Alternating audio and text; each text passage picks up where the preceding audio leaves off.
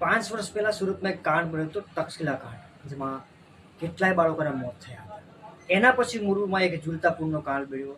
એના પછી વડોદરામાં હરણીકાંડ બન્યો.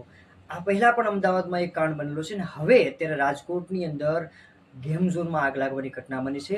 આ આગ એવી રીતે લાગી છે જેમાં 27 લોકો જીવતા ભડથું થયા છે. તો આખરે આ સિલસિલો ક્યાં જઈને અટકાશે?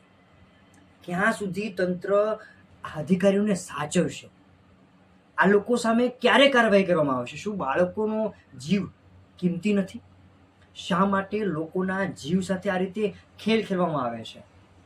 માત્ર થોડાક પૈસા છાપવા માટે થઈને, કમાવા માટે નહીં, પૈસા છાપવા માટે થઈને લોકોની જિંદગી સાથે આટલી હદે શા માટે રમત રમવામાં આવે છે? શું લોકોના જીવની કોઈ જ કિંમત જ નથી? આખરે એક એસઆઈટીની રચના કરીને આ લોકો સાબિત શું કરવા માંગે છે? કેમ કોઈ આવા કાંડ બાબતે નક્કર કાર્યવાહી કરવામાં નથી આવતી? અને ગુજરાતમાં દર 6 મહિના થતા પણ નથી અને બીજું હત્યાકાંડ સામે આવી જાય છે. તો ક્યારે આ સિલસિલો અટકાશે? ક્યારે લોકોના જીવનું મહત્વ સમજાશે અને આ સંચાલકો લોકોના જીવની પરવા કરી પોતાના ધંધા ચલાવશે?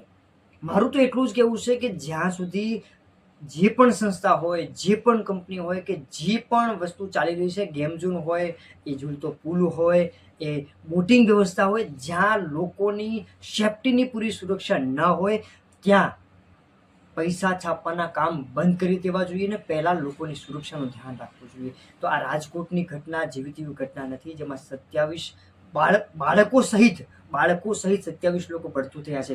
જીવતી આગમાં આપણે એક આગે તણખલું લાગે ને તોય આપણો આત્મા કકળી ઉઠે છે ને અહીંયા 27 લોકો જીવતા ભડથું થયા છે. તો સરકારનો આ સંચાલકોનો અને લોકોનો આત્મા કકળી ઉઠવો જોઈએ અને ફરી આવી ઘટનાઓ ન બને એ માટે તકેદારી રાખવાની જરૂર છે. નમસ્કાર.